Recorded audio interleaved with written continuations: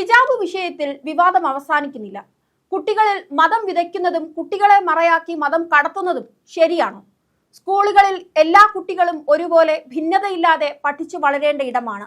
അവിടെ മതവസ്ത്രങ്ങൾ ഇടണമെന്ന് ശഠിക്കുന്നത് കുട്ടികളിൽ തന്നെ ഭിന്നിപ്പും വിഭാഗീയതയും ഉണ്ടാക്കും. നിയമം എന്താണ് പറയുന്നത്? ഈ റിപ്പോർട്ടിൽ പരിശോധിക്കുന്നത് അതാണ്. ആദ്യം ഇപ്പോൾ വിവാദത്തിലായ സെന്റ് റീത്ത സ്കൂളിൽ സംഭവിച്ചത് എന്താണ് എന്ന് നോക്കാം. 300-ലേറെ കുട്ടികൾ പഠിക്കുന്ന ഒരു സ്കൂൾ. അതിൽ 1% മുസ്ലിം കുട്ടികളാണ്. അതായത് 300-ൽ ഏകദേശം 114ഓളം കുട്ടികൾ മുസ്ലിം കുട്ടികളാണ്. അവിടെ ഇന്ന് വരെ ഒരു വേർതിരിവുമില്ലാതെ കുട്ടികൾ പഠിക്കുന്നു. പക്ഷേ ഈ സംഭവ ദിവസം സംഭവിച്ചത് എന്താ? ഒരു കൾച്ചറൽ ഫെസ്റ്റ് നടക്കുന്ന ദിവസം ഒരു കുട്ടി മാത്രം ഹിജാബ് ധരിച്ചു വരുന്നു. ഉടൻ തന്നെ സ്കൂൾ അധികൃതർ കുട്ടിയെ ഇത്തരത്തിൽ യൂണിഫോമിന് വിരുദ്ധമായ വസ്ത്രം ധരിക്കാൻ അനുവദിക്കില്ല എന്ന് അറിയിക്കുകയും മാതാപിതാക്കളെ വിളിച്ചു വരുത്തുകയും ചെയ്യുന്നു. മാതാപിതാക്കൾ സ്കൂൾ മാനേജ്മെന്റ്, PTA എന്നിവരുമായി ഇരുന്ന് സംസാരിക്കുന്നു. അവസാനം സ്കൂളിന്റെ നിയമങ്ങൾക്കനുസരിച്ച് തങ്ങളുടെ മകളെ അവിടെ തന്നെ പഠിപ്പിക്കാം എന്ന് സമ്മതിച്ച് മടങ്ങുന്നു. അതായത് ഈ കുട്ടി ഹിജാബ് ധരിച്ചു വരുന്നതിന് മുൻപേ ആ സ്കൂളിൽ അത് ധരിക്കാതെ വന്ന് പഠിച്ചുകൊണ്ടിരുന്ന ഒരു വിദ്യാർത്ഥിനിയാണ്. തലേ ദിവസം വരെ ഹിജാബ് ധരിക്കാത്ത കുട്ടി പെട്ടെന്നൊരു ദിവസം ഹിജാബ് ധരിച്ച സ്കൂളിലേക്ക് എത്തുന്നു. പെട്ടെന്നാണ് സമാധാന അന്തരീക്ഷത്തിൽ പോയിക്കൊണ്ടിരിക്കുന്ന ഒരു സ്ഥാപനത്തിൽ നിയമത്തിന് വിരുദ്ധമായി വസ്ത്രധാരണം നടത്തി എന്നുള്ള കാരണത്താൽ അവിടെ വലിയ പ്രശ്നങ്ങൾ ഉടലെടുക്കുന്നു. ആദ്യം സ്കൂൾ മാനേജ്മെന്റിനോട് യോജിപ്പ് പ്രകടിപ്പിച്ച് തിരിച്ചുപോയ മാതാപിതാക്കൾ അടുത്ത ദിവസം വരുന്നത് SDPI പ്രവർത്തകരുമായാണ്. ഹിജാബ് ധരിച്ച കുട്ടിയെ സ്കൂളിലേക്ക് വിട്ട് മാതാപിതാക്കളും SDPI പ്രവർത്തകരും ആസൂത്രിതമായി കൂടെ വരുന്നു. പിന്നെ പ്രശ്നമുണ്ടാക്കുന്നു. സ്കൂൾ 3 ദിവസം അടച്ചിടുന്നു. ഈ ഗതിയിലേക്കൊക്കെയാണ് കാര്യങ്ങൾ പോകുന്നത്. നോക്കൂ, ഇവിടെ വർഗീയതയും വിഭാഗീയതയും സൃഷ്ടിച്ചത് ആരാണ് എന്നുള്ള ചോദ്യത്തിന് ഈ പ്രശ്നം പൂർണ്ണമായി പഠിച്ചാൽ ഉത്തരം ശരിയായി കിട്ടും. മതം പഠിക്കാനാണോ സ്കൂളിൽ പോകുന്നത് എന്നുള്ളത് ചോദ്യമല്ലേ?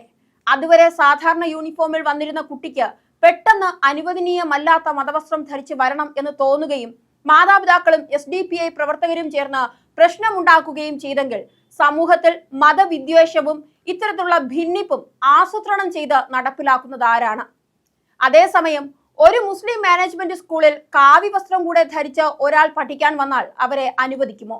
ഇടയ്ക്കിടയ്ക്ക് ഇത്തരത്തിൽ യൂണിഫോമിന് വിരുദ്ധമായി മതവസ്ത്രങ്ങൾ ഉൾപ്പെടുത്തണമെന്ന ആവശ്യങ്ങളും പ്രശ്നങ്ങളും മുസ്ലിം മതവിഭാഗത്തിലെ കുട്ടികളുടെ മാതാപിതാക്കളുടെ ഭാഗത്തു നിന്ന് മാത്രം ഉണ്ടാകാറുള്ളത് എന്തുകൊണ്ടാണ്?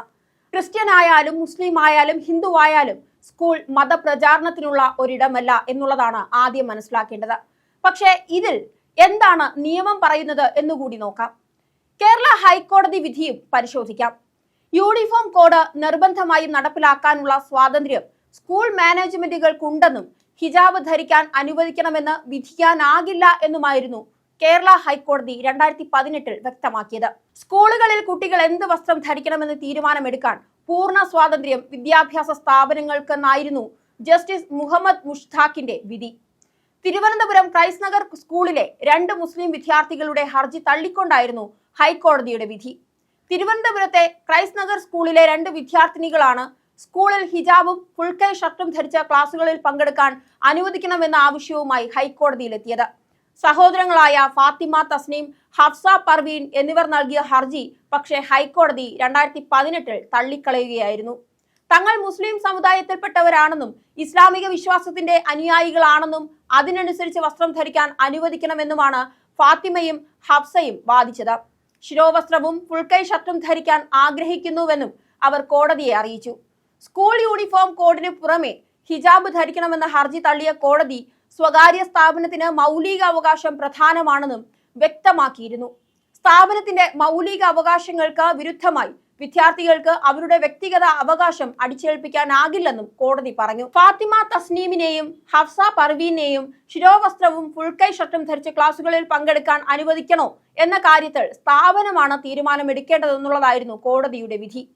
സ്ഥാപനത്തിന്റെ അധികാര പരിധിയിൽ വരുന്ന കാര്യമാണിത്. ഇത്തരമൊരു അപേക്ഷ പരിഗണിക്കാൻ സ്ഥാപനത്തോട് നിർദ്ദേശിക്കാൻ പോലും പറയാൻ കോടതിക്ക് കഴിയില്ല എന്നാണ് കോടതി ചൂണ്ടിക്കാട്ടിയത്.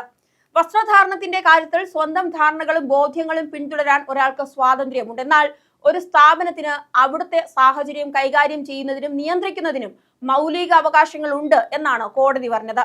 അത്തരം സാഹചര്യങ്ങളിൽ വ്യക്തി സ്വാതന്ത്ര്യത്തെക്കാൾ സ്ഥാപനത്തിന്റെ അവകാശത്തിനായിരിക്കും പ്രാധാന്യം. അതുകൊണ്ട് തന്നെ സ്കൂൾ അധികൃതർ പറയുന്ന യൂണിഫോം കോഡ് എല്ലാവരും പാലിക്കേണ്ടി വരുമെന്നാണ് കോടതി ചൂണ്ടിക്കാണിച്ചത്.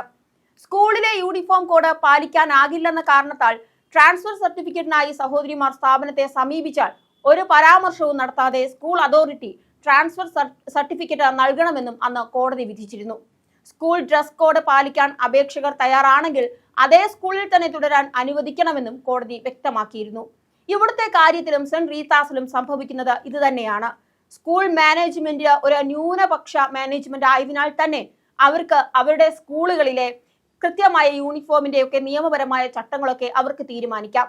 എത്തരത്തിലാണ് അവിടുത്തെ യൂണിഫോം ആയിരിക്കേണ്ടതെന്നുള്ളതും അല്ലെങ്കിൽ ഇത്തരത്തിലുള്ള കാര്യങ്ങൾ അനുവദിക്കണോ എന്ന് പോലും അവർക്ക് തീരുമാനിക്കാം. എന്തായാലും എല്ലായിടത്തും മതത്തിനെ ഇങ്ങനെ കുത്തിക്കയറ്റുന്ന രീതി ശരിയല്ല. കുട്ടികൾ വിഭാഗീയതയില്ലാതെ പഠിക്കട്ടെ.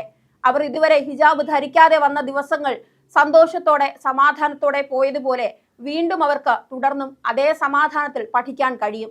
നമ്മുടെ നാട് ശിരോവസ്ത്രം ഇട്ടില്ല എങ്കിൽ ലൈംഗികത ഉളവാകുന്ന അത്തരത്തിലുള്ള വൃത്തികെട്ട പുരുഷന്മാരുടെ നാടല്ല എന്നുകൂടി ഓർമ്മിപ്പിക്കുന്നു.